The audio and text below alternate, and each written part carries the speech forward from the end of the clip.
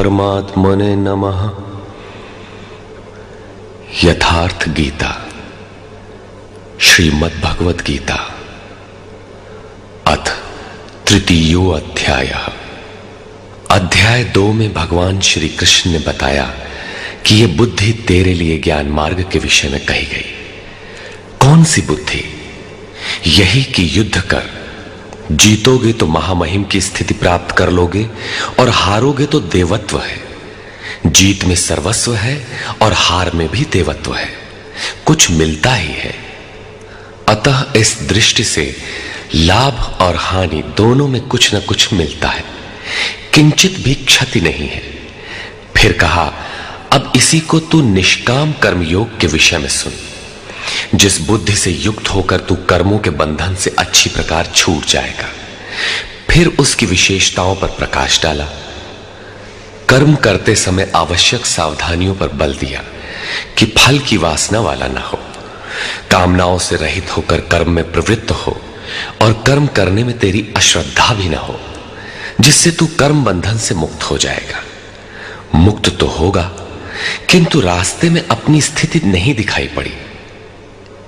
अतः अर्जुन को निष्काम कर्मयोग की अपेक्षा ज्ञान मार्ग सरल और प्राप्ति वाला प्रतीत हुआ।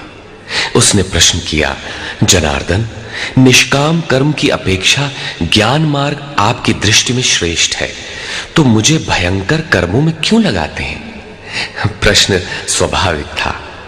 मान लें एक ही स्थान पर जाने के 2 रास्ते हैं। यदि आपको वास्तव में जाना है तो आप अवश्य प्रश्न करेंगे कि इनमें सुगम कौन है। यदि नहीं करते तो आप पथिक नहीं। ठीक इसी प्रकार अर्जुन ने भी प्रश्न रखा। जनों पर दया करने वाले जनार्दन, यदि निष्काम कर्मयोग की अपेक्षा ज्ञान योग आपको श्रेष्ठ मान्य है, तो हे केशव, आप मुझे भयंकर कर्मयोग में क्यों लगाते हैं? निष्काम कर्मयोग में अर्जुन को भयंकरता दिखाई पड़ी, क्योंकि इसमें कर्म करने में ही तेरा अधिकार है, फल में कभी नहीं। कर्म करने में अश्रद्धा भी ना हो और निरंतर समर्पण के साथ योग पर दृष्टि रखते हुए कर्म में लगा रहे। जबकि ज्ञान मार्ग में हारोगे तो देवत्व है, जीतने पर महामहिम स्थिति है। अपनी लाभ हानि स्वयं देखते हुए आगे बढ़ना है। इस प्रकार अर्जुन को निष्काम कर्मयोग की अपेक्षा ज्ञान योग सरल प्रतीत हुआ। इसलिए उसने निवेदन किया, आप इन मिले हुए से वचनों से मेरी बुद्धि मोहित सी करते हैं। आप तो मेरी बुद्धि का मोह दूर करने में प्रवृत्त हुए हैं। अतः इनमें से एक निश्चय करके कहिए, जिससे मैं श्रेय परम कल्याण मोक्ष को प्राप्त हो जाऊं। इस पर श्री कृष्ण ने कहा, निष्पाप अर्जुन, इस संसार में सत्य शोध की 2 धाराएं मेरे द्वारा पहले कही गई हैं। पहले का तात्पर्य कभी सत्य युग या त्रेता में नहीं, बल्कि अभी जिसे दूसरे अध्याय में कहे आए हैं। ज्ञानियों के लिए ज्ञान मार्ग और योगियों के लिए निष्काम कर्म योग बताया गया है। दोनों ही मार्गों के अनुसार कर्म तो करना ही पड़ेगा, कर्म अनिवार्य है। अर्जुन, मनुष्य न तो कर्मों को न आरंभ करने से निष्कर्मता की अंतिम स्थिति को प्राप्त होता है और न आरंभ की हुई क्रिया को त्यागने मात्र से भगवत प्राप्ति रूपी परम सिद्धि को ही प्राप्त होता है। अब तुझे ज्ञान मार्ग अच्छा लगे या निष्काम कर्म मार्ग, दोनों में कर्म तो करना ही पड़ेगा। प्रायः इस स्थल पर लोग भगवत पथ में संक्षिप्त मार्ग और बचाव ढूंढने लगते हैं। कर्म आरंभ ही न करें, हो गए निष्कर्मी। कहीं ऐसी भ्रांति न रह जाए, इसलिए श्री कृष्ण बल देते हैं कि कर्मों को न आरंभ करने से कोई निष्कर्म भाव को नहीं प्राप्त होता। शुभाशुभ कर्मों का जहां अंत है, परम निष्कर्मता की उस स्थिति को कर्म करके ही पाया जा सकता है। इसी प्रकार बहुत से लोग कहते हैं, हम तो ज्ञान मार्गी हैं, ज्ञान मार्ग में कर्म है ही नहीं। ऐसा मानकर कर्मों को त्यागने वाले ज्ञानी नहीं होते। आरंभ की हुई क्रिया को त्यागने मात्र से कोई भगवत साक्षात्कार रूपी परम सिद्धि को प्राप्त नहीं होता है, क्योंकि कोई भी पुरुष किसी काल में क्षण मात्र भी कर्म किए बिना नहीं रहता, क्योंकि सभी पुरुष प्रकृति से उत्पन्न हुए गुणों द्वारा विवश होकर कर्म करते हैं। प्रकृति और प्रकृति से उत्पन्न गुण जब तक जीवित हैं, तब तक कोई भी पुरुष कर्म किए बिना रह ही नहीं सकता। अध्याय 4 के 33वें और 37वें श्लोक में श्री कृष्ण कहते हैं कि यावन मात्र कर्म ज्ञान में समाप्त हो जाते हैं। ज्ञान रूपी अग्नि संपूर्ण कर्मों को भस्म कर देता है। यहां वे कहते हैं कि कर्म किए बिना कोई रहता ही नहीं। अंततः वे महापुरुष कहते क्या हैं? उनका आशय है कि यज्ञ करते करते तीनों गुणों से अतीत हो जाने पर मन के विलय और साक्षात्कार के साथ यज्ञ का परिणाम निकल जाने पर कर्म शेष हो जाते हैं। उस निर्धारित क्रिया की पूर्णता से पहले कर्म मिटते नहीं, प्रकृति पिंड नहीं छोड़ती। इतने पर भी विशेष रूप से मूढ़ लोग जो कर्मेंद्रियों को हठ से रोककर इंद्रियों के भोगों का मन से स्मरण करते रहते हैं, वे मिथ्याचारी हैं, पाखंडी हैं, न कि ज्ञानी। सिद्ध है कि कृष्ण काल में भी ऐसी रूढ़ियां थीं। लोग करने योग्य क्रिया को छोड़कर इंद्रियों को हठ से रोककर बैठ जाते थे और कहने लगते थे कि मैं ज्ञानी हूं, पूर्ण हूं। किंतु श्री कृष्ण कहते हैं कि वे धूर्त हैं। ज्ञान मार्ग अच्छा लगे या निष्काम कर्म योग, दोनों ही मार्गों में कर्म तो करना ही पड़ेगा। अर्जुन, जो पुरुष मन से इंद्रियों को वश में करके जब मन में भी वासनाओं का स्फुरण न हो, सर्वथा अनासक्त हुआ कर्मेंद्रियों से कर्मयोग का आचरण करता है, वो श्रेष्ठ है। ठीक है, समझ में आया कि कर्म का आचरण करें, किंतु यह प्रश्न खड़ा होता है कि कौन सा कर्म करें। इस पर कहते हैं, अर्जुन, तू निर्धारित किए हुए कर्म को कर, अर्थात कर्म तो बहुत से हैं, उनमें से कोई एक चुना हुआ है, उसी नियत कर्म को कर। कर्म न करने की अपेक्षा कर्म करना ही श्रेष्ठ है। इसलिए कि करते रहोगे, थोड़ी भी दूरी तय कर लोगे तो जैसा पीछे बता आए हैं, महान जन्म मरण के भय से उद्धार करने वाला है, इसलिए श्रेष्ठ है। कर्म न करने से तेरी शरीर यात्रा भी सिद्ध नहीं होगी। शरीर यात्रा का अर्थ लोग कहते हैं शरीर निर्वाह। कैसा शरीर निर्वाह? क्या आप शरीर हैं? ये पुरुष जन्म जन्मांतर से, युग युगांतरों से शरीर की यात्रा ही तो करता चला आ रहा है। जैसे वस्त्र जीर्ण हुआ तो दूसरा तीसरा धारण किया, इसी प्रकार कीट पतंग से लेकर मानव तक, ब्रह्मा से लेकर यावन मात्र जगत परिवर्तनशील है। ऊपर नीचे योनियों में बराबर ये जीव शरीरों की ही तो यात्रा कर रहा है। कर्म कोई ऐसी वस्तु है जो इस यात्रा को सिद्ध कर देती है, पूर्ण कर देती है। मान ले एक भी जन्म लेना पड़ा तो यात्रा तो जारी है, अभी तो पथिक चल ही रहा है, वो दूसरे शरीरों की यात्रा कर रहा है। यात्रा पूर्ण तब होती है जब गंतव्य आ जाए। परमात्मा में स्थिति के अनंतर इस आत्मा को शरीरों की यात्रा नहीं करनी पड़ती, अर्थात शरीर त्याग और शरीर धारण वाला क्रम समाप्त हो जाता है। अतः कर्म कोई ऐसी वस्तु है कि इस पुरुष को पुनः शरीरों की यात्रा नहीं करनी पड़ती। मोक्ष से शुभात। अर्जुन, इस कर्म को करके तू संसार बंधन अशुभ से छूट जाएगा। कर्म कोई ऐसी वस्तु है जो संसार बंधन से मुक्ति दिलाती है। अब प्रश्न खड़ा होता है कि वो निर्धारित कर्म है क्या? इस पर कहते हैं, अर्जुन, यज्ञ की प्रक्रिया ही कर्म है। वो हरकत कर्म है जिससे यज्ञ पूर्ण हो। सिद्ध है कि कर्म एक निर्धारित प्रक्रिया है। इसके अतिरिक्त जो कर्म होते हैं, क्या वे कर्म नहीं है? श्री कृष्ण कहते हैं, नहीं, वे कर्म नहीं है। अन्यत्र लोकोयम कर्म बंधनः। इस यज्ञ की प्रक्रिया के अतिरिक्त दुनिया में जो कुछ भी किया जाता है, सारा जगत जिसमें रात दिन व्यस्त है, वो इसी लोक का एक बंधन है, न कि कर्म। कर्म तो मोक्ष से शुभात, अशुभ अर्थात संसार बंधन से छुटकारा दिलाने वाला है। मात्र यज्ञ की प्रक्रिया ही कर्म है। वो हरकत कर्म है जिससे यज्ञ पूरा होता है। अतः अर्जुन, उस यज्ञ की पूर्ति के लिए संग दोष से अलग रहकर भली प्रकार कर्म का आचरण कर। संग दोष से अलग हुए बिना यह कर्म होता ही नहीं। अब हम समझ गए कि यज्ञ की प्रक्रिया ही कर्म है, किंतु यहां पुनः एक नवीन प्रश्न उत्पन्न हो गया कि वो यज्ञ क्या है जिसे किया जाए। इसके लिए पहले यज्ञ को न बताकर श्री कृष्ण बताते हैं कि यज्ञ आया कहां से, ये देता क्या है। उसकी विशेषताओं पर प्रकाश डाला और चौथे अध्याय में जाकर स्पष्ट किया कि यज्ञ क्या है जिसे हम कार्य रूप दें और हमसे कर्म होने लगे। योगेश्वर श्री कृष्ण की शैली से स्पष्ट है कि जिस वस्तु का चित्रण करना है वे पहले उसकी विशेषताओं का चित्रण करते हैं जिससे श्रद्धा जागृत हो।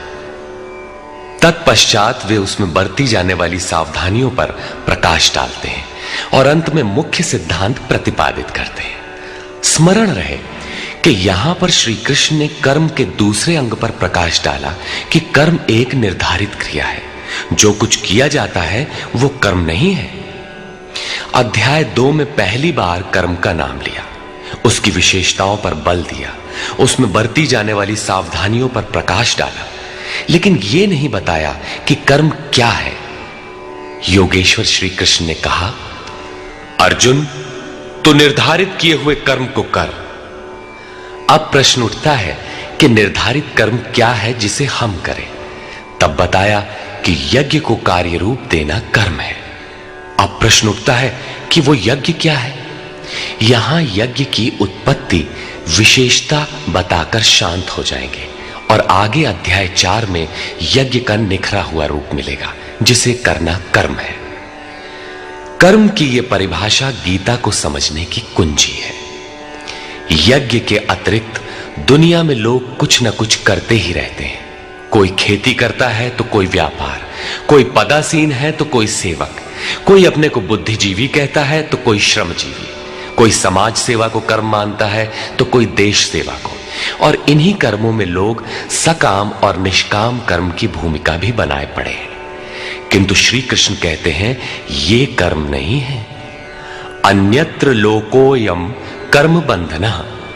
यज्ञ की प्रक्रिया के सिवाय जो कुछ भी किया जाता है वो इसी लोक का बंधनकारी कर्म है, न कि मोक्षद कर्म। वस्तुतः यज्ञ की प्रक्रिया ही कर्म है। अब यज्ञ न बताकर पहले ये बताते हैं कि यज्ञ आया कहां से। प्रजापति ब्रह्मा ने कल्प के आदि में यज्ञ सहित प्रजा को रचकर कहा कि इस यज्ञ द्वारा वृद्धि को प्राप्त हो। यह यज्ञ तुम लोगों को इष्ट कामधुक, जिसमें अनिष्ट ना हो, विनाश रहित इष्ट संबंधी कामना की पूर्ति करने वाला हो। यज्ञ सहित प्रजा को किसने रचा? प्रजापति ब्रह्मा ने। ब्रह्मा कौन? क्या 4 मुख और 8 आंखों वाला देवता जैसा कि प्रचलित है? नहीं, श्री कृष्ण के अनुसार देवता नाम की कोई अलग सत्ता है ही नहीं। फिर प्रजापति कौन है?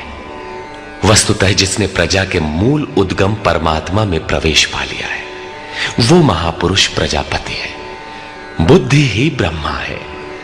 अहंकार शिव बुद्धि अज, मन शशि चित्त महान। उस समय बुद्धि यंत्र मात्र होती है। उस महापुरुष की वाणी में परमात्मा ही बोलता है। भजन की वास्तविक क्रिया प्रारंभ हो जाने पर बुद्धि का उत्तरोत्तर उत्थान होता है। प्रारंभ में वो बुद्धि ब्रह्म विद्या से संयुक्त होने के कारण ब्रह्मविद कही जाती है। क्रमशः विकारों का शमन होने पर, ब्रह्म विद्या में श्रेष्ठ होने पर यह ब्रह्म विद्वर कही जाती है। उत्थान और सूक्ष्म हो जाने पर बुद्धि की अवस्था विकसित हो जाती है। वो ब्रह्म विद्वरीयान कहलाती है। उस अवस्था में ब्रह्म विद्वेत्ता पुरुष दूसरों को भी उत्थान मार्ग पर लाने का अधिकार प्राप्त कर लेता है। बुद्धि की पराकाष्ठा है ब्रह्म विद्वरिष्ट, अर्थात ब्रह्मविद की वो अवस्था जिसमें इष्ट प्रवाहित है। ऐसी स्थिति वाले महापुरुष प्रजा के मूल उद्गम परमात्मा में प्रविष्ट और स्थित रहते हैं। ऐसे महापुरुषों की बुद्धि मात्र यंत्र है। वे ही प्रजापति कहलाते हैं। वे प्रकृति के द्वंद्व का विश्लेषण कर आराधना क्रिया की रचना करते हैं। यज्ञ के अनुरूप संस्कारों का देना ही प्रजा की रचना है। इससे पूर्व समाज अचेत अव्यवस्थित रहता है। सृष्टि अनादि है। संस्कार पहले से ही है, किंतु अस्त व्यस्त विकृत है। यज्ञ के अनुरूप उन्हें ढालना ही रचना या सजाना है। ऐसे महापुरुष ने कल्प के आदि में यज्ञ सहित प्रजा की रचना की। कल्प निरोग बनाता है, वैद्य कल्प देते हैं, कोई कायाकल्प करता है। ये क्षणिक शरीरों का कल्प है। वास्तविक कल्प तो तब है जब भवरोग से मुक्ति मिल जाए। आराधना का प्रारंभ इस कल्प की शुरुआत है। आराधना पूर्ण हुई तो आपका कल्प पूरा हो गया। इस प्रकार परमात्म स्वरूपस्थ महापुरुषों ने भजन के प्रारंभ में यज्ञ सहित संस्कारों को सुसंगठित कर कहा कि इस यज्ञ से तुम वृद्धि को प्राप्त हो। कैसी वृद्धि? क्या मकान कच्चे से पक्का बन जाएगा? आय अधिक होने लगेगी? नहीं, यज्ञ इष्ट कामधु, इष्ट संबंधी कामना की पूर्ति करेगा। इष्ट है परमात्मा, उस परमात्मा संबंधी कामना की पूर्ति वाला है। प्रश्न स्वाभाविक है कि यज्ञ सीधे उस परमात्मा की प्राप्ति करा देगा अथवा क्रम क्रम से चलकर। इस यज्ञ द्वारा देवताओं की उन्नति करो, अर्थात दैवी संपत्ति की वृद्धि करो। वे देवता लोग तुम लोगों की उन्नति करेंगे। इस प्रकार आपस में वृद्धि करते हुए परम श्रेय, जिसके बाद कुछ भी पाना शेष न रहे, ऐसे परम कल्याण को प्राप्त हो जाओ। ज्यों ज्यों हम यज्ञ में प्रवेश करेंगे, आगे यज्ञ का अर्थ होगा आराधना की विधि। त्यों त्यों हृदय देश में दैवी संपत्ति अर्जित होती चली जाएगी। परम देव एकमात्र परमात्मा है। उस परम देव में प्रवेश दिला देने वाली जो संपद है, अंतःकरण की जो सजातीय प्रवृत्ति है, उसी को दैवी संपद कहते हैं। वो परम देव को संभव करती है, इसलिए दैवी संपद कही जाती है, न कि बाहरी देवता जैसा लोग कल्पना कर लेते हैं। योगेश्वर श्री कृष्ण के शब्दों में उनका कोई अस्तित्व नहीं है। आगे कहते हैं, यज्ञ द्वारा संवर्धित देवता दैवी संपद आपको इष्टान भोगान ही दास्यन्ते, इष्ट अर्थात आराध्य संबंधी भोगों को देंगे, अन्य कुछ नहीं। तैहि दत्तान, वे ही एकमात्र देने वाले हैं। इष्ट को पाने का अन्य कोई विकल्प नहीं है। इन दैवी गुणों को बिना बढ़ाए जो इस स्थिति का भोग करता है, वो निश्चय ही चोर है। जब उनसे पाया ही नहीं तो भोगेगा क्या? किंतु कहता अवश्य है कि हम तो तत्वदर्शी हैं। वो निश्चय ही चोर है, न कि प्राप्ति वाला। किंतु पाने वाले क्या पाते हैं? यज्ञ से बचे हुए अन्न को खाने वाले संतजन सब पापों से मुक्त हो जाते हैं। दैवी संपत्ति की वृद्धि करते करते परिणाम में प्राप्ति काल ही पूर्ति काल है। जब यज्ञ पूर्ण हो गया तो शेष बचा हुआ ब्रह्म ही अन्न है। इसी को श्री कृष्ण ने दूसरे शब्दों में कहा, यज्ञ शिष्टामृत भुजो यान्ति ब्रह्म सनातनम। यज्ञ जिसकी सृष्टि करता है, उस अशन को पान करने वाला ब्रह्म में प्रविष्ट हो जाता है। यहां वे कहते हैं कि यज्ञ से शेष बचे हुए अशन को, ब्रह्म पीयूष को पान करने वाला सब पापों से छुटकारा पा जाता है। संत जन तो छूट जाते हैं, किंतु पापी लोग मोह के माध्यम से उत्पन्न शरीरों के लिए पचते हैं। वे पाप खाते हैं। उन्होंने भजन भी किया, आराधना को समझा, अग्रसर भी हुए, किंतु बदले में एक मीठी सी चाह पैदा हो गई कि आत्म कारणात, शरीर के लिए और शरीर के संबंधों को लेकर कुछ मिले।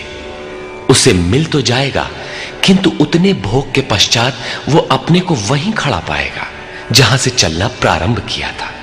इससे बड़ी क्षति क्या होगी? जब शरीर ही नश्वर है तो इसके सुख भोग कब तक साथ देंगे? वे आराधना तो करते हैं, किंतु बदले में पाप ही खाते हैं। पलट सुधाते सठ विष ले ही, वो नष्ट तो नहीं होगा, किंतु आगे नहीं बढ़ेगा। इसीलिए श्री कृष्ण निष्काम भाव से कर्म भजन करने पर बल देते हैं। अभी तक श्री कृष्ण ने बताया कि यज्ञ परम श्रेय देता है और उसकी रचना महापुरुषों द्वारा होती है, किंतु वे महापुरुष प्रजा की रचना में क्यों प्रवृत्त होते हैं?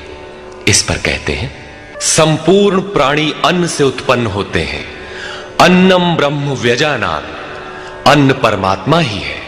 उस ब्रह्म पीयूष को ही उद्देश्य बनाकर प्राणी यज्ञ की ओर अग्रसर होता है। अन्न की उत्पत्ति वृष्टि से होती है, बादलों से होने वाली वर्षा नहीं, अपितु कृपा वृष्टि। पूर्व संचित यज्ञ कर्म ही कृपा के रूप में बरस पड़ता है। आज की आराधना कल कृपा के रूप में मिलेगी, इसीलिए वृष्टि यज्ञ से होती है। स्वाहा बोलने और तिल जौ जलाने से ही वृष्टि होती तो विश्व की अधिकांश मरुभूमि ऊसर क्यों रहती, उर्वर बन जाती। यहां कृपा वृष्टि यज्ञ की देन है। यह यज्ञ कर्मों से ही उत्पन्न होने वाला है।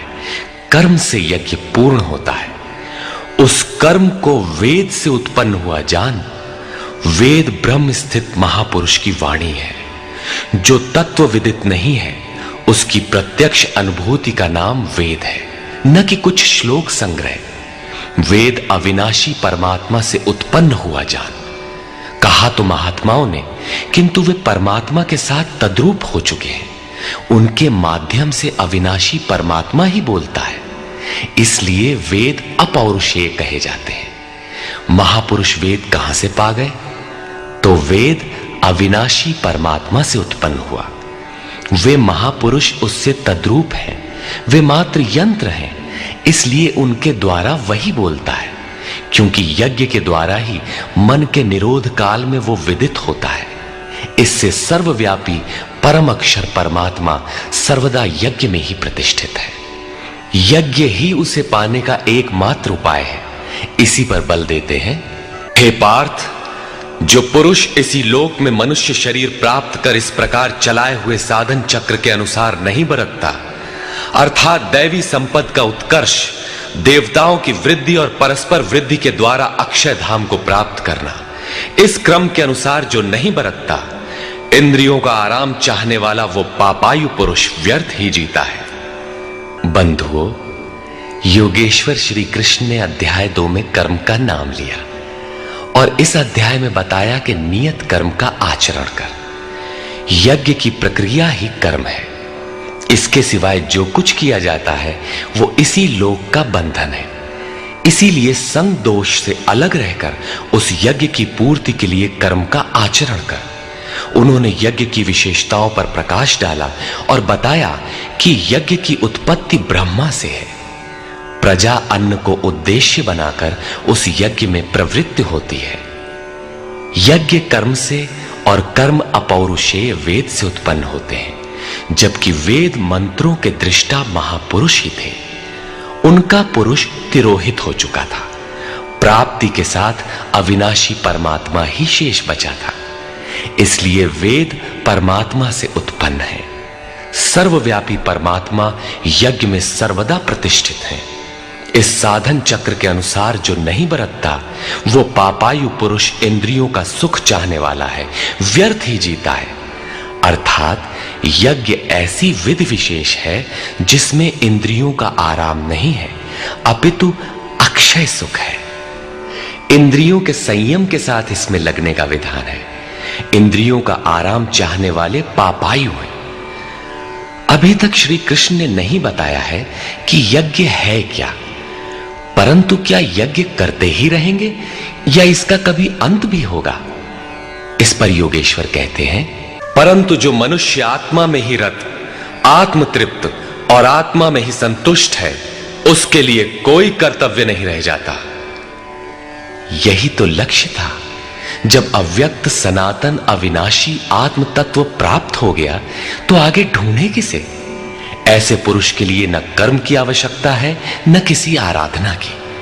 आत्मा और परमात्मा एक दूसरे के पर्याय हैं। इसी का पुनः चित्रण करते हैं।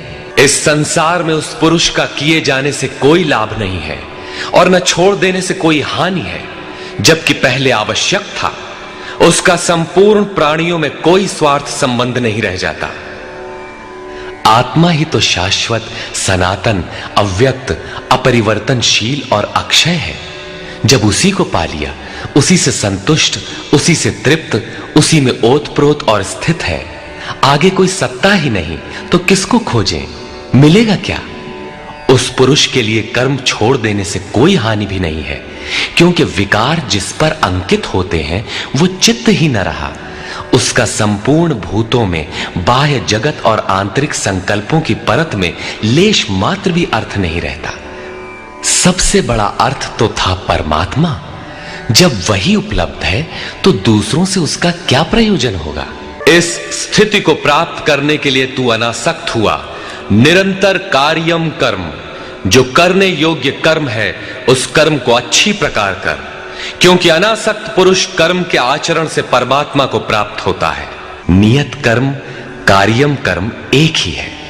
कर्म की प्रेरणा देते हुए वे कहते हैं, जनक माने राजा जनक नहीं, जनक जन्मदाता को कहते हैं। योग ही जनक है, आपके स्वरूप को जन्म देता है, प्रकट करता है। योग से संयुक्त प्रत्येक महापुरुष जनक हैं। ऐसे योग संयुक्त बहुत से ऋषियों, जनकादयः, जनक इत्यादि ज्ञानी जन महापुरुष भी कर्मणा एव संसिद्धिम, कर्मों के द्वारा ही परम सिद्धि को प्राप्त हुए हैं। परम सिद्धि माने परम तत्व परमात्मा की प्राप्ति। जनक इत्यादि जितने भी पूर्व में होने वाले महर्षि हुए हैं, इस कार्यम कर्म के द्वारा जो यज्ञ की प्रक्रिया है, इस कर्म को करके ही संसिद्धिम, परम सिद्धि को प्राप्त हुए।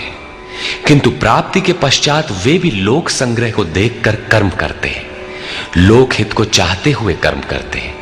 अतः तू भी प्राप्ति के पश्चात लोकनायक बनने के लिए कार्य करने के ही योग्य है। क्यों? श्रेष्ठ पुरुष जो जो आचरण करता है, अन्य पुरुष भी उसके अनुसार ही करते हैं। वो महापुरुष जो कुछ प्रमाण कर देता है, संसार उसका अनुसरण करता है। पहले श्री कृष्ण ने स्वरूप में स्थित आत्मतृप्त महापुरुष की रहनी पर प्रकाश डाला कि उसके लिए कर्म किए जाने से न कोई लाभ और न छोड़ने से कोई हानि। फिर भी जनकादि कर्म में भली प्रकार बरतते थे। वहां उन महापुरुषों से श्री कृष्ण धीरे से अपनी तुलना कर देते हैं कि मैं भी एक महापुरुष हूं। हे पार्थ, मुझे तीनों लोकों में कोई कर्तव्य नहीं है। पीछे कह आए हैं कि उस महापुरुष का समस्त भूतों में कोई कर्तव्य नहीं है। यहां कहते हैं तीनों लोकों में मुझे कुछ भी कर्तव्य शेष नहीं है, तथा किंचन मात्र प्राप्त होने योग्य वस्तु अप्राप्त नहीं है। तब भी मैं कर्म में भली प्रकार बरतता हूं। क्यों? क्योंकि यदि मैं सावधान होकर कदाचित कर्म में न बरतूं तो मनुष्य मेरे बर्ताव के अनुसार बरतने लग जाएंगे। तो क्या आपका अनुकरण भी बुरा है? श्री कृष्ण कहते हैं, हां, यदि मैं सावधान होकर कर्म न करूं तो ये सब लोग भ्रष्ट हो जाएं और मैं संकरस्य, वर्ण संकर का करने वाला हूं तथा इन सारी प्रजा का हनन करने वाला, मारने वाला बनूं।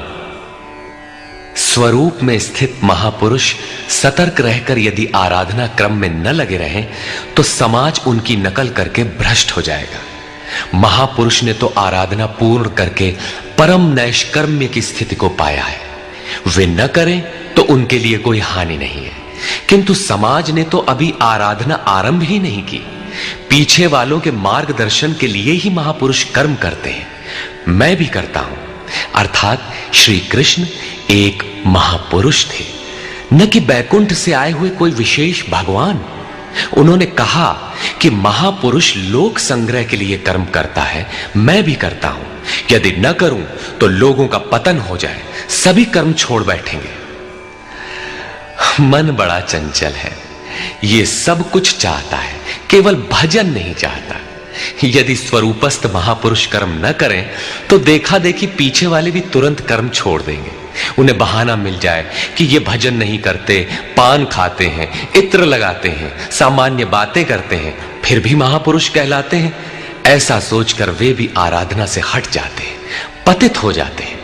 श्री कृष्ण कहते हैं कि यदि मैं कर्म न करूं तो सब भ्रष्ट हो जाए और मैं वर्ण संकर का कर्ता बनूं।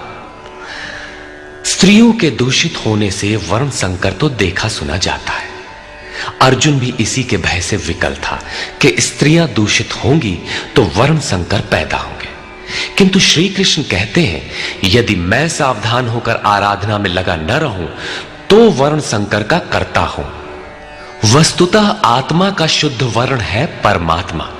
अपने शाश्वत स्वरूप के पथ से भटक जाना वर्ण संकरता है। यदि स्वरूपस्थ महापुरुष क्रिया में नहीं बरतता तो लोग उनके अनुकरण में क्रिया रहित हो जाएंगे, आत्म पथ से भटक जाएंगे, वर्ण संकर हो जाएंगे, वे प्रकृति में खो जाएंगे। स्त्रियों का सतीत्व एवं नस्ल की शुद्धता एक सामाजिक व्यवस्था है, अधिकारों का प्रश्न है, समाज के लिए उसकी उपयोगिता भी है। किंतु माता पिता की भूलों का संतान की साधना पर कोई प्रभाव नहीं पड़ता। आपन करनी पार उतरनी। हनुमान, व्यास, वशिष्ठ, नारद, शुकदेव, कबीर, ईसा इत्यादि अच्छे महापुरुष हुए, जबकि सामाजिक कुलीनता से इनका संपर्क नहीं है। आत्मा अपने पूर्व जन्म के गुण धर्म लेकर आता है। श्री कृष्ण कहते हैं, मनः षष्ठानीन्द्रियाणि प्रकृतिस्थानी कर्षति। मन सहित इंद्रियों से जो कार्य इस जन्म में होता है, उनके संस्कार लेकर जीवात्मा पुराने शरीर को त्याग कर नवीन शरीर में प्रवेश कर जाता है। इसमें जन्मदाताओं का क्या लगा? उनके विकास में कोई अंतर नहीं आया। अतः स्त्रियों के दूषित होने से वर्ण संकर नहीं होता। स्त्रियों के दूषित होने और वर्ण संकर से कोई संबंध नहीं है। शुद्ध स्वरूप की ओर अग्रसर न होकर प्रकृति में बिखर जाना ही वर्ण संकर है। यदि महापुरुष सावधान होकर क्रिया, नियत कर्म में बरतते हुए लोगों से क्रिया न कराएं, तो वो उस सारी प्रजा का हनन करने वाला, मारने वाला बने। साधना क्रम में चलकर उस मूल अविनाशी की प्राप्ति ही जीवन है, और प्रकृति में बिखरे रहना, भटक जाना मृत्यु है। किंतु वो महापुरुष इस सारी प्रजा को यदि क्रिया पथ पर नहीं चलाता, उस सारी प्रजा को बिखराव से रोककर सतपथ पर नहीं चलाता, तो वो सारी प्रजा का हनन करने वाला हत्यारा है, हिंसक है, और क्रमशः चलते हुए जो चला लेता है वो शुद्ध अहिंसा है। गीता के अनुसार शरीर का निधन, नश्वर कलेवरों का निधन मात्र परिवर्तन है, हिंसा नहीं। हे भारत, कर्म में आसक्त हुए अज्ञानी जन जैसे कर्म करते हैं, वैसे ही अनासक्त हुआ विद्वान, पूर्ण ज्ञाता भी लोक हृदय में प्रेरणा और कल्याण संग्रह चाहता हुआ कर्म करे। यज्ञ की विधि जानते और करते हुए भी हम अज्ञानी हैं। ज्ञान का अर्थ है प्रत्यक्ष जानकारी। जब तक लेश मात्र भी हम अलग हैं, आराध्य अलग है, तब तक अज्ञान विद्यमान है। जब तक अज्ञान है, तब तक कर्म में आसक्ति रहती है। अज्ञानी जितनी आसक्ति से आराधना करता है, उसी प्रकार अनासक्त। जिसे कर्मों से प्रयोजन नहीं है, तो आसक्ति क्यों होगी? ऐसा पूर्ण ज्ञाता महापुरुष भी लोकहित के लिए कर्म करें, दैवी संपद का उत्कर्ष करें, जिससे समाज उस पर चल सके। ज्ञानी पुरुषों को चाहिए कि कर्मों में आसक्ति वाले अज्ञानियों की बुद्धि में भ्रम न पैदा करें। अर्थात स्वरूपस्थ महापुरुष ध्यान दें कि उनके किसी आचरण से पीछे वालों के मन में कर्म के प्रति अश्रद्धा न उत्पन्न हो जाए। परमात्म तत्व से संयुक्त महापुरुष को भी चाहिए कि स्वयं भली प्रकार नियत कर्म करता हुआ उनसे करावे। यही कारण था कि पूज्य महाराज जी वृद्धावस्था में भी रात के 2 बजे ही उठकर बैठ जाएं, खांसने लगे। 3 बजे बोलने लगे, उठो मिट्टी के पुतलो। सब उठकर चिंतन में लग जाएं, तो स्वयं थोड़ा लेट जाएं। कुछ देर बाद फिर उठकर बैठ जाएं, कहें, तुम लोग सोचते हो कि महाराज सो रहे हैं, किंतु मैं सोता नहीं, श्वास में लगा हूं। वृद्धावस्था का शरीर है, बैठने में कष्ट होता है, इसी से मैं पड़ा रहता हूं। लेकिन तुम्हें तो स्थिर और सीधे बैठकर चिंतन में लगना है। जब तक तैल धारा के सदृश श्वास की डोरी न लग जाए, क्रम न टूटे, अन्य संकल्प बीच में व्यवधान उत्पन्न न कर सकें, तब तक सतत लगे रहना साधक का धर्म है। मेरी श्वास तो बांस की तरह स्थिर खड़ी है। यही कारण है कि अनुयायियों से कराने के लिए वो महापुरुष भली प्रकार कर्म में बरतता है।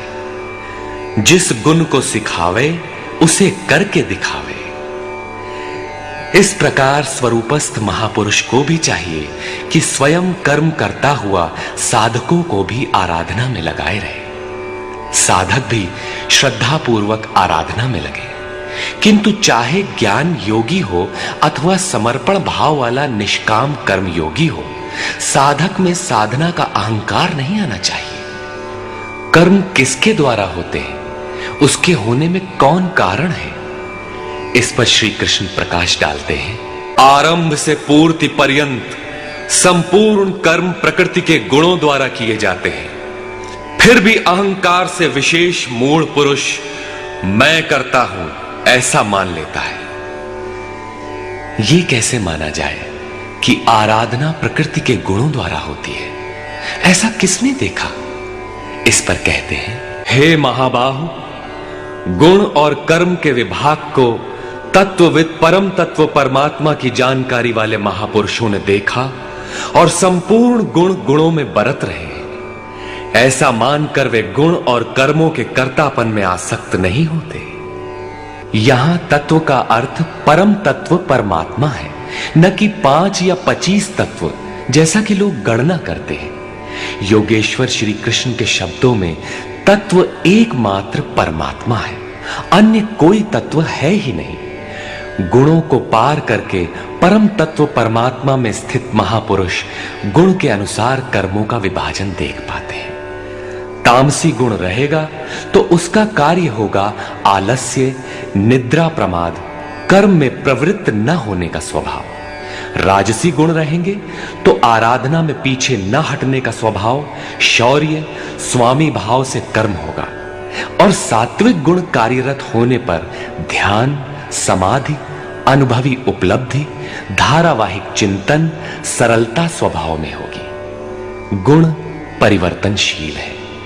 प्रत्यक्षदर्शी ज्ञानी ही देख पाता है कि गुणों के अनुरूप कर्मों का उत्कर्ष अपकर्ष होता है। गुण अपना कार्य करा लेते हैं, अर्थात गुण गुणों में बरतते हैं।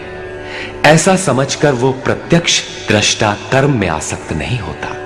किंतु जिसने गुणों का पार नहीं पाया, जो अभी रास्ते में है, उन्हें तो कर्म में आसक्त रहना है। इसलिए प्रकृति के गुणों से मोहित हुए पुरुष गुण और कर्मों में क्रमशः निर्मल गुणों की ओर उन्नति देखकर उनमें आसक्त होते हैं। उन अच्छी प्रकार न समझने वाले मंदान शिथिल प्रयत्न वालों को अच्छी प्रकार जानने वाला ज्ञानी चलायमान न करे। उन्हें हतोत्साहित न करे, बल्कि प्रोत्साहन दे, क्योंकि कर्म करके ही उन्हें परम नैष्कर्म्य की स्थिति पाना है। अपनी शक्ति और स्थिति का आकलन करके कर्म में प्रवृत्त होने वाले ज्ञान मार्गी साधकों को चाहिए कि कर्म को गुणों की देन माने, अपने को कर्ता मानकर अहंकारी न बन जाए। निर्मल गुणों को प्राप्त होने पर भी उनमें आसक्त न हो। किंतु निष्काम कर्मयोगी को कर्म और गुणों के विश्लेषण में समय देने की कोई आवश्यकता नहीं है। उसे तो बस समर्पण के साथ कर्म करते जाना है। कौन गुण आ जा रहा है, ये देखना इष्ट की जिम्मेदारी हो जाती है। गुणों का परिवर्तन और क्रम क्रम से उत्थान वो इष्ट की ही देन मानता है और कर्म होने को भी उन्हीं की देन मानता है। अतः कर्तापन का अहंकार या गुणों में आसक्ति होने की समस्या उसके लिए नहीं रहती, जबकि अनवरत लगा रहता है। इसी पर और साथ ही युद्ध का स्वरूप बताते हुए श्री कृष्ण कहते हैं, इसलिए अर्जुन, तू अध्यात्म चेतसा अंतरात्मा में चित्त का निरोध करके ध्यानस्थ होकर संपूर्ण कर्मों का मुझ में अर्पण करके आशा रहित, ममता रहित और संताप रहित होकर युद्ध कर। जब चित्त ध्यान में स्थित है, लेश मात्र भी कहीं आशा नहीं, कर्म में ममत्व नहीं है, असफलता का संताप नहीं है, तो वो पुरुष कौन सा युद्ध करेगा? जब सब ओर से चित्त सिमटकर हृदय देश में निरुद्ध होता जा रहा है, तो वो लड़ेगा किस लिए, किससे और वहां है कौन? वास्तव में जब आप ध्यान में प्रवेश करेंगे, तभी युद्ध का सही स्वरूप खड़ा होता है। तो काम, क्रोध, राग, द्वेष आशा, तृष्णा इत्यादि विकारों का समूह, विजातीय प्रवृत्तियां जो कुरु कहलाती हैं, संसार में प्रवृत्ति देती ही रहती हैं। बाधा के रूप में भयंकर आक्रमण करती हैं। बस इनका पार पाना ही युद्ध है। इनको मिटाते हुए अंतरात्मा में सिमटते जाना, ध्यानस्थ होते जाना ही यथार्थ युद्ध है। इसी पर पुनः बल देते हैं। अर्जुन, जो कोई मनुष्य दोष दृष्टि से रहित होकर श्रद्धा भाव समर्पण से संयुक्त हुआ, सदा मेरे इस मत के अनुसार बरतते हैं कि युद्ध कर, वे पुरुष भी संपूर्ण कर्मों से छूट जाते हैं। योगेश्वर का यह आश्वासन किसी हिंदू, मुसलमान या ईसाई के लिए नहीं, अपितु मानव मात्र के लिए है। उनका मत है कि युद्ध कर। इससे ऐसा प्रतीत होता है कि यह उपदेश युद्ध वालों के लिए था। अर्जुन के समक्ष तो सौभाग्य से विश्व युद्ध की संरचना थी। आपके सामने तो कोई युद्ध नहीं है। आप गीता के पीछे क्यों पड़े हैं? क्योंकि कर्मों से छूटने का उपाय तो युद्ध करने वालों के लिए है, किंतु ऐसा कुछ नहीं है। वस्तुतः यह अंतर्देश की लड़ाई है। क्षेत्र और क्षेत्रज्ञ का, विद्या और अविद्या का, धर्म क्षेत्र और कुरुक्षेत्र का संघर्ष है। आप ज्यों-ज्यों ध्यान में चित्त का निरोध करेंगे, विजातीय प्रवृत्ति बाधा के रूप में प्रत्यक्ष होती है, भयंकर आक्रमण करती है। उसका शमन करते हुए चित्त का निरोध करते जाना ही युद्ध है। जो दोष दृष्टि से रहित होकर श्रद्धा के साथ इस युद्ध में लगता है, वो कर्मों के बंधन से, आवागमन से भली प्रकार छुटकारा पा जाता है। जो इस युद्ध में प्रवृत्त नहीं होता, उसकी क्या गति होती है? इस पर कहते हैं, जो दोष दृष्टि वाले अचेतसः, मोह निशा में अचेत लोग मेरे इस मत के अनुसार नहीं बरतते, अर्थात ध्यानस्थ होकर आशा, ममता, संताप रहित होकर समर्पण के साथ युद्ध नहीं करते, सर्वज्ञान विमूढ़ान, ज्ञान पथ में सर्वथा मोहित उन लोगों को तू कल्याण से भ्रष्ट हुआ ही जान। जब यही सही है तो लोग करते क्यों नहीं? इस पर कहते हैं, सभी प्राणी अपनी प्रकृति को प्राप्त होते हैं, अपने स्वभाव से परवश होकर कर्म में भाग लेते हैं। प्रत्यक्षदर्शी ज्ञानी भी अपनी प्रकृति के अनुसार चेष्टा करता है। प्राणी अपने कर्मों में बरतते हैं और ज्ञानी अपने स्वरूप में। जैसा जिसकी प्रकृति का दबाव है, वैसा ही कार्य करता है। यह स्वयं सिद्ध है। इसमें निराकरण कोई क्या करेगा? यही कारण है कि सभी लोग मेरे मत के अनुसार कर्म में प्रवृत्त नहीं हो पाते। वे आशा, ममता, संताप का, दूसरे शब्दों में राग द्वेष का त्याग नहीं कर पाते, जिससे कर्म का सम्यक आचरण नहीं हो पाता। इसी को और स्पष्ट करते हैं और दूसरा कारण बताते हैं, इंद्रिय और इंद्रियों के भोगों में राग और द्वेष स्थित हैं। इन दोनों के वश में नहीं होना चाहिए, क्योंकि इस कल्याण मार्ग में कर्मों से छूट जाने वाली प्रणाली में ये राग और द्वेष दुर्धर्ष शत्रु हैं, आराधना का अपहरण कर ले जाते हैं। जब शत्रु भीतर है तो बाहर कोई किसी से क्यों लड़ेगा? शत्रु तो इंद्रिय और भोगों के संसर्ग में है, अंतःकरण में है। अतः ये युद्ध भी अंतःकरण का युद्ध है, क्योंकि शरीर ही क्षेत्र है जिसमें सजातीय विजातीय दोनों प्रवृत्तियां, विद्या और अविद्या रहती हैं, जो माया के दो अंग हैं। इन्हीं प्रवृत्तियों का पार पाना, सजातीय प्रवृत्ति को साध कर विजातीय का अंत करना युद्ध है। विजातीय समाप्त होने पर सजातीय का उपयोग समाप्त हो जाता है। स्वरूप का स्पर्श करके सजातीय का भी उसके अंतराल में विलय हो जाना, इस प्रकार प्रकृति का पार पाना युद्ध है, जो ध्यान में ही संभव है। राग द्वेष के शमन में समय लगता है, इसलिए बहुत से साधक क्रिया को छोड़कर सहसा महापुरुष की नकल करने लग जाते हैं। श्री कृष्ण इससे सावधान करते हैं। अच्छी प्रकार आचरण किए हुए दूसरे के धर्म से गुण रहित भी अपना धर्म अधिक उत्तम है। स्वभाव से उत्पन्न कर्म में प्रवृत्त होने की क्षमता स्वधर्म है। अतः स्वधर्माचरण में मरना भी परम कल्याणकारक है। अपनी क्षमता के अनुसार कर्म में प्रवृत्त होने से साधक एक न एक दिन पार पा जाता है। जहां से साधन छूटेगा, शरीर मिलने पर वहीं से पुनः प्रारंभ होगा। आत्मा तो मरता नहीं। शरीर अर्थात वस्त्र बदलने से आपके बुद्धि विचार बदल तो नहीं जाते। आगे वालों की तरह स्वांग बनाने से साधक भय को प्राप्त होगा। भय प्रकृति में होता है, परमात्मा में नहीं। प्रकृति का आवरण और घना हो उठेगा। स्वधर्म क्या है? अध्याय 2 में श्री कृष्ण ने स्वधर्म का नाम लिया था कि स्वधर्म को भी देखकर तू युद्ध करने योग्य है। क्षत्रिय के लिए इससे बढ़कर कल्याणकारी मार्ग नहीं है। स्वधर्म में अर्जुन क्षत्रिय पाया जाता है। संकेत किया कि अर्जुन, जो ब्राह्मण है, वेदों का उपदेश उनके लिए क्षुद्र जलाशय के तुल्य है। तू वेदों से ऊपर उठ और ब्राह्मण बन, अर्थात स्वधर्म में परिवर्तन संभव है।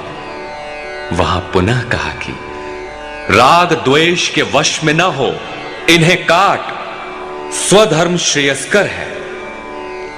इनका यह आशय नहीं है कि अर्जुन किसी ब्राह्मण की नकल करके उस जैसी वेशभूषा बना ले। एक ही कर्म पथ को महापुरुष ने 4 श्रेणियों में बांट दिया: निकृष्ट, मध्यम, उत्तम, अति उत्तम। इन श्रेणी के साधकों को क्रमशः शूद्र, वैश्य, क्षत्रिय और ब्राह्मण की संज्ञा दी। शूद्र वाली क्षमता से कर्म का आरंभ होता है और साधना क्रम में वही साधक ब्राह्मण बन सकता है। इससे भी आगे जब वो परमात्मा में प्रवेश पा जाता है तो न ब्राह्मणो न क्षत्रियः न वैश्यो न शूद्रः चिदानंद रूपः शिवः केवलोहम। वो वर्णों से ऊपर हो जाता है। यही श्री कृष्ण भी कहते हैं कि चातुर्वर्ण्यम मया सृष्टम। 4 वर्णों की रचना मैंने की। तो क्या जन्म के आधार पर मनुष्यों को बांटा? नहीं, गुण कर्म विभागशः गुणों के आधार पर कर्म बांटा गया। कौन सा कर्म? क्या सांसारिक कर्म? श्री कृष्ण कहते हैं नहीं, नियत कर्म। नियत कर्म क्या है? वो है यज्ञ की प्रक्रिया जिसमें होता है श्वास में प्रश्वास का हवन, प्रश्वास का श्वास में हवन, इंद्रिय संयम इत्यादि, जिसका शुद्ध अर्थ है योग साधना, आराधना। इस आराधना कर्म को ही 4 श्रेणियों में बांटा गया। जैसी क्षमता वाला पुरुष हो उसे उसी श्रेणी से प्रारंभ करना चाहिए। यही सबका अपना अपना स्वधर्म है। यदि वो आगे वालों की नकल करेगा तो भय को प्राप्त होगा। सर्वथा नष्ट तो नहीं होगा, क्योंकि इसमें बीज का नाश तो नहीं होता। हां, वो प्रकृति के दबाव से भयाक्रांत, दीनहीन अवश्य हो जाएगा। शिशु कक्षा का विद्यार्थी स्नातक कक्षा में बैठने लगे तो स्नातक क्या बनेगा? वो प्रारंभिक वर्णमाला से भी वंचित रह जाएगा। अर्जुन प्रश्न रखता है कि मनुष्य स्वधर्म का आचरण क्यों नहीं कर पाता? हे कृष्ण, फिर ये पुरुष बरबस घसीट कर लगाए हुए के सदृश न चाहता हुआ भी किसकी प्रेरणा से पाप का आचरण करता है? आपके मत के अनुसार क्यों नहीं चल पाता? इस पर योगेश्वर श्री कृष्ण कहते हैं, अर्जुन, रजोगुण से उत्पन्न ये काम और ये क्रोध अग्नि के समान भोग भोगने से कभी न तृप्त होने वाले बड़े पापी हैं। काम क्रोध राग द्वेष के ही पूरक है। अभी मैंने जिसकी चर्चा की थी, इस विषय में तू इनको ही शत्रु जान।